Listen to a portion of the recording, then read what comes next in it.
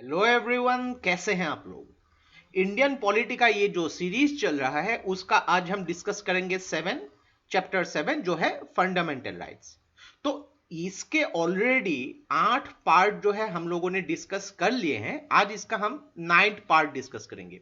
तो अब तक हम लोगों ने स्टार्टिंग फ्रॉम द पार्ट 1 अगर देखेंगे तो वहां पे फंडामेंटल राइट्स के बारे में डिस्कस किया था। आर्टिकल 12 और आर्टिकल 13 के बारे में डिस्कस किया था।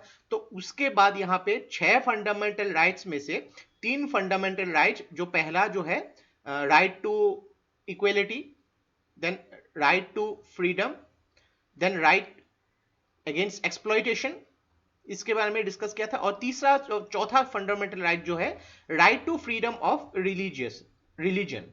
तो इसका जो है ऑलरेडी दो आर्टिकल जो है आर्टिकल 25 और 26 हम लोगों ने डिस्कस कर लिए हैं। तो right to freedom of religion का आज 2 आर्टिकल जो है 27 और 28 आज हम डिस्कस करने वाले हैं।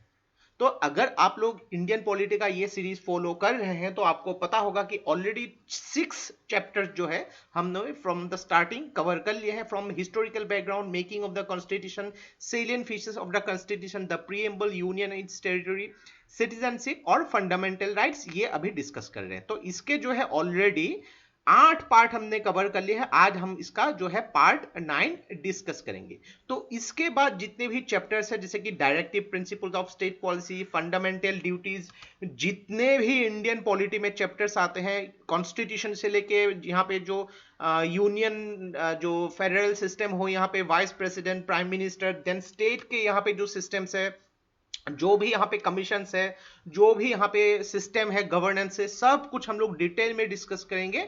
तो देखिए, इसको इस तरीके से डिजाइन किया गया है ताकि प्रीलिम्स हो या फिर मेंस हो, इंडियन पॉलिटी के लिए आपको कुछ एक्स्ट्रा यहाँ पे सोर्स देखनी नहीं पड़ेगी। ये ही सोर्स अगर आप फॉलो करेंगे तो पूरी की पूरी आपकी प्रीलिम्स और मेंस की इंडियन पॉलिटी की तैयारी हो जाएगी आपकी। और आप अगर आपके पास यहाँ पे इंडियन पॉलिटी के बैकग्राउंड है, अगर बैकग्राउंड नहीं भी हो, तो ये जो है आपको सीरीज बहुत ज्यादा हेल्प करने वाली है। इसमें अभी तक जितने भी वीडियोस हम लोगों ने डिस्कस किए हैं, सारे के सारे वीडियोस को एक प्लेलिस्ट बना के मैंने डिस्क्रिप्शन में दे दिया है। प्लीज वहां से उसको फॉलो कीजिएगा, बहुत ज्यादा आपको यहाँ पे हेल्प करने वाली है। और इस वीडियो का जो नोट है आपको हमारे वेबसाइट में फ्री ऑफ कॉस्ट मिल जाएगी। नीचे उसका लिंक भी मैंने डिस्क्रिप्शन में दे दिया है। तो वहां से अगर आप फॉलो करेंगे तो काफी आसानी से आपको यहाँ पे जो है आप तैयारी कर सकते हैं।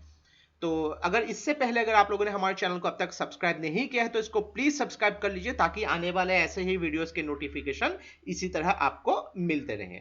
तो चलिए आज का वीडियो शुरू करते हैं। तो जैसे कि कहा ऑलरेडी, जो right to freedom of religion के टोटल 4 आर्टिकल है, आर्टिकल 25, आर्टिकल 26, 27 और 28। तो 25 और 26 जो है हमने ऑलरेडी डिस्कस कर लिया है। ये थोड़ी सी ज्यादा बड़ी आर्टिकल थी। आर्टिकल 27 और 28 थोड़ी सी कंपेरेटिवली छोटी है यहाँ पे। तो स्टार्ट करते हैं फ्रॉम आर्टिकल 27। तो यहाँ पे बोला गया है कि आर्टिकल 27 जो है freedom from taxation for promotion of A religion. तो नाम को अगर आप ध्यान से देखेंगे, थोड़ा आपको नाम से ही पता लग जाएगा। यानी कि स्टेट जो है किसी भी व्यक्ति को यहाँ पे कंपेल यानी कि मजबूर नहीं कर सकता है कि पर्टिकुलर एक रिलीजन हो या फिर रिलीजियस डिनोमिनेशन के लिए वहां पे कोई व्यक्ति यहाँ पे टैक्स पे करे। तो रिलीजन तो आपको पता है रिलीजन क्या होती है। रिलीजियस डिनोमिनेशन के बारे में मैंने जो है आर्टिकल 26 में डिटेल में डिस्कस किया था कि डिनोमिनेशन क्या होती है। तो देखें, यहाँ पे कोई भी रिलीजन हो उसके अंदर अलग अलग क्या होते हैं, ग्रुप्स होते हैं। अगर हिंदू में भी बात करेंगे, जैसे कि अलग अलग मानने वाले लोग होते हैं, विचारधारा के लोग होते हैं यहाँ पे, जैसे कि शैव जिम होते हैं, शक्ति जिम होते हैं, यहाँ पे विष्णु के जो मानने वाले होते हैं, अलग अलग ग्रुप्स होते हैं। तो यहाँ पे ये ग्रुप्स की जो विचारधारा अलग होती है, जो वैष्णव जो लोगों की विचारधारा अलग होती है, शैवजिम लोगों की विचारधारा अलग होती है। तो यहाँ पे उन लोगों को एक ग्रुप बनाना पड़ता है ताकि एक फॉर्मल ग्रुप हो, एक रिलीजियस यहाँ पे जो एक ग्रुप हो उसको रिलीजियस डिनोमिनेशन बोलते हैं हम। इस्लाम में भी ऐसे हैं, जैसे कि सिया हो, सुन्नी हो। क्रिश्चियन में भी यहाँ पे सपोज अगर बात करेंगे, रोमन कैथलिक हो, यहाँ पे प्रोटेस्टेंट, ऐसे ऐसे ग्रुप्स होते हैं। तो ऐसे ग्रुप्स में भी ये सब जो ग्रुप्स है इनको रिलीजियस डिनोमिनेशन बोला जाता है। तो कोई भी व्यक्ति को मजबूर नहीं किया जा सकता है कि एक पर्टिकुलर रिलीजन के लिए या रिलीजियस डिनोमिनेशन के लिए वो टैक्स पे करे। इसमें और एक प्रावधान है कि स्टेट जो है, यहाँ पे जो भी लोग टैक्स पे करते हैं, उससे क्या होता है कि स्टेट की यहाँ पे रेवेन्यू जनरेशन होती है, तो लोगों की भलाई के लिए यहाँ पे काम करती है, सोशल प्रोग्रेस, यहाँ पे इकोनॉमिकल बेनिफिट हो, इकोनॉमी को अपग्रेडेशन करने के लिए स्टेट पैसा खर्च करते हैं। तो यहाँ पे स्टेट कोई पर्टिकुलर रिलीजन या उसकी प्रमोशन हो या फिर मेंटेनेंस के लिए पैसा खर्च नहीं करेगा। यानी कि एक पर्टिकुलर, सपोज यहाँ पे एक पर्टिकुलर रिलीजन के लिए पैसा खर्च कर रहे हैं, बाकी सब रिलीजन के लिए नहीं कर रहे हैं, ऐसा नहीं होना पड़ेगा। अगर स्टेट को यहाँ पे पैसे खर्च करने होंगे तो सब रिलीजन के लिए इक्वल राइट, यानी कि इक्वली यहाँ पे जो है पार्टिसिपेट करनी पड़ेगी सबके लिए। अगर देखेंगे आप यहाँ पे जो है अलग अलग जगहों पे अगर मंदिर भी बनाए जा रहे हैं तो वहां पे मस्जिद भी बनाए जा रहे हैं। तो यहाँ पे अगर बात करेंगे, अगर रिलीजियस सब्सिडीज जो अलग अलग जगहों पे दिए जाते हैं, सपोज अगर बात करेंगे हम जो दिल्ली की गवर्नमेंट ने दिया था, जो पिलग्रिमेज, जो तीर्थयात्री जो है उनके लिए अलग अलग स्कीम निकाले थे। तो यहाँ पे जो है लोग अलग अलग, यहाँ पे रिलीजियस के लोग भी मानने वाले लोग भी जा सकते हैं। तो यहाँ पे अगर बात करेंगे हज पिलग्रिमेज की जो है बात यहाँ पे आती है कभी कभी, तो यहाँ पे क्या होता है कि काफी सारे जो लोग हज पिलग्रिमेज से हज के यात्रा के लिए जाते थे, लेकिन इसको जो है बंद कर दिया गया। फिर उसका जो पैसा जो है मुस्लिम कम्युनिटी जो हज के पिलग्रिमेज यहाँ पे फॉलो करते थे उनके डेवलपमेंट के लिए यहाँ पे यूज किया गया। ऐसे बहुत सारे हैं, जैसे कि अलग अलग रिलीजन के लिए अगर बात करेंगे हम, अगर पाकिस्तान में जो सिख लोगों की जो है, सिख धर्म के लोगों के मानने वाले यहाँ पे नानकाना साहब हो, यहाँ पे करतारपुर साहब, यहाँ पे उसके कॉरिडोर भी बनाए गए हैं। यहाँ पे अलग अलग बुद्धिस्ट जो है पिलग्रिमेज वहां पे जाते हैं। तो अलग अलग जो धर्म के लोगों को भी यहाँ पे जो है ये सुविधा मिलती है। अमरनाथ यात्रा हो, केदारनाथ यात्रा हो, अलग अलग यहाँ पे कुंभ मेला हो, तो उनके लिए भी गवर्नमेंट इक्वली हर रिलीजन के लिए पैसा खर्च करती है। तो इसमें एक पॉइंट आता है, ये होता है जो फी। एक फी क्या होती है कि मान लीजिए कि आप लोग कभी अगर मंदिर गए होंगे, मान लीजिए कि वैष्णो देवी मंदिर गए, तो वहां पे क्या होता है कि एक फीस देना पड़ता है। तो आप उसको ऐसा नहीं बोल सकते हैं कि फीस मैंने दे रहा हूं, यहाँ पे आर्टिकल 27 वायलेट हो रहा है। तो फीस एक अलग चीज होती है, टैक्स एक अलग चीज होती है। टैक्स क्या होता है कि आपके आपके इनकम के बेसिस पे आप जो भी यहाँ पे अलग अलग प्रोविजन होते हैं टैक्स के, आप जो टैक्स सरकार को पे करते हैं, इससे क्या होती है गवर्नमेंट को यहाँ पे रेवेन्यू जनरेशन होती है। तो वो पैसा क्या होता है गवर्नमेंट हमारे लिए ही खर्चा करते हैं। यहाँ पे सड़कें बनानी हो, ब्रिजेस बनानी हो, स्कूल्स कॉलेजेस यहाँ पे डेवलपमेंट के काम में यहाँ पे हो, सोशल यहाँ पे सिक्योरिटी के काम पे हो, अलग अलग जगहों पे गवर्नमेंट यहाँ पे खर्चा करती है। और दूसरी बात है कि फीस क्या होती है कि आप जो भी यहाँ पे किसी भी इंस्टीट्यूशन में अगर फीस दे रहे हैं वो आप पे ही खर्चा हो रहा है। जैसे कि अगर मान लीजिए कि अगर आपने वैष्णो देवी टेम्पल में गए होंगे और वहां पे कुछ ना कुछ फीस दिया है, तो वो फीस क्या होगी आपके यहाँ पे सिक्योरिटी के लिए यूज हो रही है। वहां पे जो भी सिक्योरिटी के लोग हैं उनको भी पैसे देने पड़ते हैं, एक यहाँ पे ट्रस्ट होती है उसको चलाना पड़ता है, यहाँ पे सैनिटाइजेशन हो, यहाँ पे जो मेंटेनेंस हो, यहाँ पे जो भी स्पेशल प्रोविजंस हो, दो भी यहाँ पे डिफरेंटली एबल लोग हैं उनको यहाँ पे स्पेशल सर्विस देनी हो, ये सब कुछ चीजें जो है इस फीस में से मेंटेनेंस किया जाता है। तो ये क्या होती है, ये फीस और ये टैक्स दोनों अलग होती है। तो अगर आप लोग किसी भी रिलीजन इंस्टीट्यूशन में फीस दे रहे हैं तो ये नहीं बोल सकते हैं कि आर्टिकल 27 वायलेट हो रहा है, मुझे कोई पैसा नहीं ले सकता। लेकिन यहां पे क्या हुआ कि आपसे कोई टैक्स नहीं ले सकता है, लेकिन फीस ले सकता है, और वो भी अगर आप चाहेंगे, कोई आपको मजबूर नहीं कर सकता है। तो मेनली क्या है कि रिलीजियस जो रेगुलेशन हो, यहाँ पे जो एक्सपेंडिचर हो, रेगुलेशन एक्सपेंडिचर उसको मेंटेन करने के लिए यहाँ पे जो है कुछ एक सिस्टम होती है, उस सिस्टम को चलाने के लिए फीस की जरूरत होती है। तो आर्टिकल 27 में इतना ही। नेक्स्ट आगे बढ़ते हैं हम आर्टिकल 28।